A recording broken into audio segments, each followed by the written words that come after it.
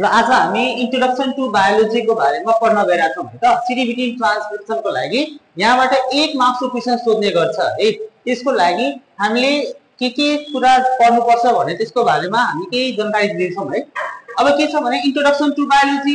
अब बायोलोजी को लागि सबभन्दा पहिला हामीले के बुझ्नुपर्छ भने बायोलोजी भनेको के हो है त। अब बायोलोजी भनेको के छ भन्ने बुझ्नको लागि अब बायोलोजी भनेको के हुन्छ, यो साइन्स को एउटा यस्तो ब्रान्च छ जसमा के हुन्छ भने लाइफ को बारेमा स्टडी गरिन्छ, लिभिङ बीइंग्स को बारेमा है। सो लेखेको के छ भने biology is the branch of science which deals with the study of living organism है।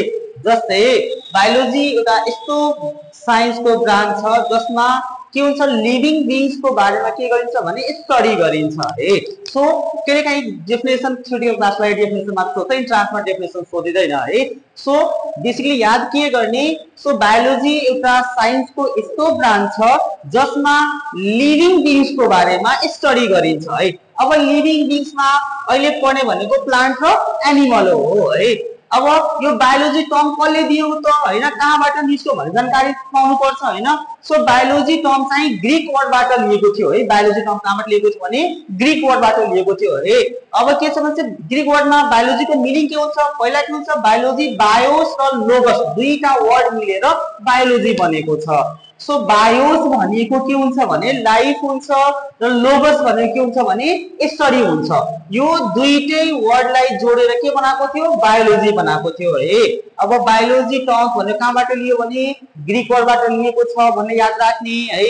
र ग्रीक वर्डमा कुन वर्ड मिलेर बायोलोजी बनेको छ सोध्यो भने के याद राख्ने, बायोस प्लस लोगस भन्छ है। बायोस भनेको लाइफ भइहाल्यो र लोगस भनेको के हुन्छ भने स्टडी हुन्छ है। सो यो लाइफ को बारेमा स्टडी गर्ने साइन्सलाई के भन्छ हामीले बायोलोजी भन्छ। सो के बुझ्ने, so the term biology was derived from Greek word and in the meaning of BIOS means life हुन्छ र लोगस भनेको हुन्छ भने स्टडी हुन्छ, याद राख्ने है। त्यतिकै टर्म यो बायोलोजी वर्ड जुन छ टर्म कसले दिएको थियो भन्ने सोच छ, इन्ट्रान्समा सोधिरहेको क्वेशन हो है। Name the scientist is given the term biology भनेर who coined the term biology सोध्छ, यस्तो सोध्छ भने the term biology was given by Lamarck भन्छ र ट्रेभिरानस भन्छ। यो दुईटा साइन्टिस्ट मिलेर के भनेको थियो भने बायोलोजी टर्महरु दिएको थियो है, याद राख्ने है। सो सबभन्दा फेमस अब्जेक्टिभमा यो लेमार्क को नाम चाहिँ सोधिरा हुन्छ, Lamarck who coined the term भनेर बायोलोजी सोध्यो भने के भन्ने, लेमार्क भन्ने है। अब जस्तै biology is divided into 2 branch भनेको छ र according to the new syllabus biology is divided into 3 branches भनेको छ। धेरै बुक्सहरुमा के लेखेको छ भने बायोलोजीलाई दुईटा ब्रान्चमा बाँडेको छ, एउटा बोटनी र अर्को के हुन्छ भने जूलोजी हो है।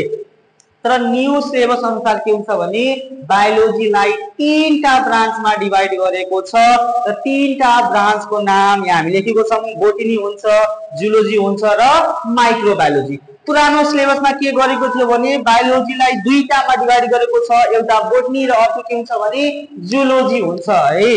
तर न्यू सिलेबसमा के गरेको छ बायोलोजीलाई 3टामा डिवाइड गरेको छ, बोटनी, जूलोजी र माइक्रोबायोलोजी है। अब जस्तै बायोलोजी बोटनी सबैलाई थाहा होला, म्याक्सिममलाई थाहा हुन्छ बोटनी भनेको के हो, जूलोजी भनेको के हो र माइक्रोबायोलोजी भनेको के हो है। त्यसलाई अलिकति सर्टमा हामी डिस्क्राइब गरिदिएको छौं हैन। बोटनी भनेको के हुन्छ, स्टडी अफ प्लान्ट्स हुन्छ, प्लान्ट्स को बारेमा स्टडी गर्ने साइन्सलाई हामी के भन्छौं, बोटनी भन्छौं है। त्यस्तै जूलोजी भनेको स्टडी अफ एनिमल्स हुन्छ, एनिमल्स को बारेमा स्टडी गर्नेलाई हामी के भन्छौं, जूलोजी भन्छौं। त्यस्तै वर्ड छ माइक्रोबायोलोजी है। अब माइक्रोबायोलोजी भन्ने नामबाटै थाहा हुन्छ, माइक्रोबायोलोजी भनेको के हुन्छ, माइक्रो अर्गानिजम है। सो माइक्रो अर्गानिजम को बारेमा स्टडी गर्ने बायोलोजीलाई हामी के भन्छौं भने माइक्रोबायोलोजी भन्छौं है।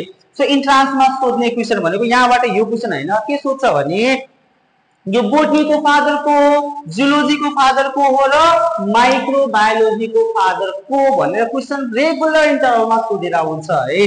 अब जस्तै बोटनी को फादर सोध्यो भने के भन्ने, यहाँ लेखेको छ द फादर अफ बोटनी भनेर के लेखेको छ, थियोफ्रास्टस भनेको छ है। सो याद राख्ने, हेर त बोटनीमा नि टी आउँछ र स्टार्टिङ फ्रम टी छ है। निमोनिक्स को लागि हामी याद गर्नलाई के याद गर्ने, बोटनी माने टी आउँछ, यहाँ टी छ हैन, र के भन्छ भने नेमिङ भनेको के हुन्छ भने हेर त यहाँ बोटनीमा टी आउँछ, टी छ यता नोटिस गर त, बोटनीमा टी छ है र थियोफ्रास्टमा पनि के छ, टी छ है। सो बोटनीको फादर को छ भन्ने सोध्यो भने के भन्ने, थियोफ्रास्टस भन्ने।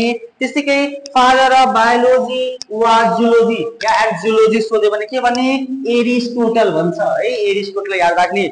बायोलोजी को फादर पनि र जुलोजी दुईटैको फादर एउटै साइन्टिस्टको नाम छ, के नाम छ उसको, एरिस्टोटल छ है।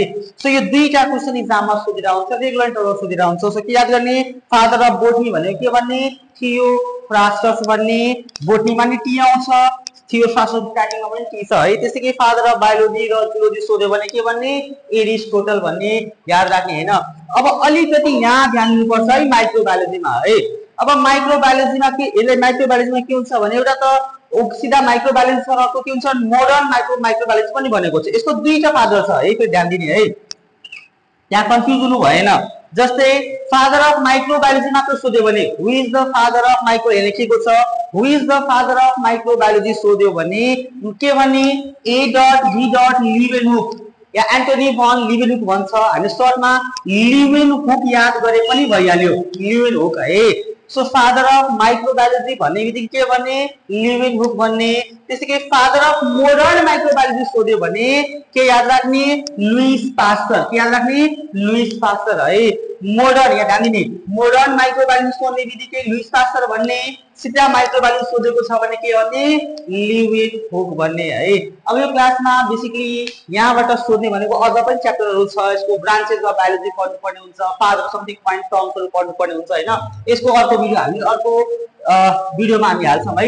यहाँबाट फोकस गर्नुपर्ने भनेको सिम्पल कुरा के छ भने यो बायोलोजी टर्म कुन वर्डबाट लिएको छ, ग्रीकबाट लिएको छ कि ल्याटिनबाट लिएको छ सोध्यो भने ग्रीक वर्ड याद राख्ने। बायोलोजी जुन टर्म छ कहाँबाट लिएको थियो, ग्रीक वर्डबाट लिएको थियो है, ग्रीक वर्डबाट लिएको थियो है। त्यो ग्रीक वर्डमा कुन कुन टर्म मिलेर बनेको छ भने सोध्यो भने दुईटा बायोस र लोगस है। अब बायोस भनेको के हुन्छ, लाइफ हुन्छ र लोगस भनेको के हुन्छ भने स्टडी हुन्छ। कुनै कुनै बुक्समा नलेज लेखेको हुन्छ है, कुनै बुक्समा के हुन्छ, नलेज लेखेको हुन्छ है। स्टडी पनि बुझ्ने या नलेज भन्ने दुई टर्म दिएको हुन्छ, बुक्स अकर्डिङ टु द राइटरमा डिपेन्ड गर्छ हैन, तिमी के पढिराख्नु भएको छ भनेर।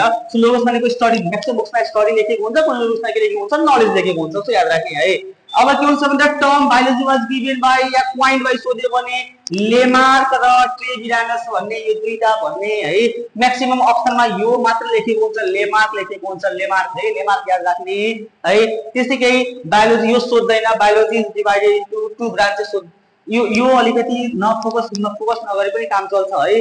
जस्तै तर यो बायोलोजी यो अलिकति म्याक्सिमम कन्फ्युजिङ किन छ, म्याक्सिमम बुक्सहरुमा के लेखेको छ, biology is divided into two branches लेखेको छ, तर न्यू सिलेबस अनुसार के लेखेको छ, बायोलोजीलाई तीनटा ब्रान्चमा डिवाइड गरेको छ।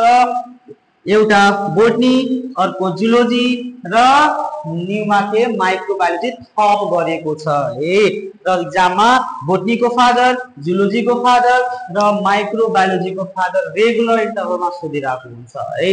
अब अर्को स्टडी को बारेमा हामी नेक्स्ट भिडियोमा हेर्छौं है। ल धन्यवाद।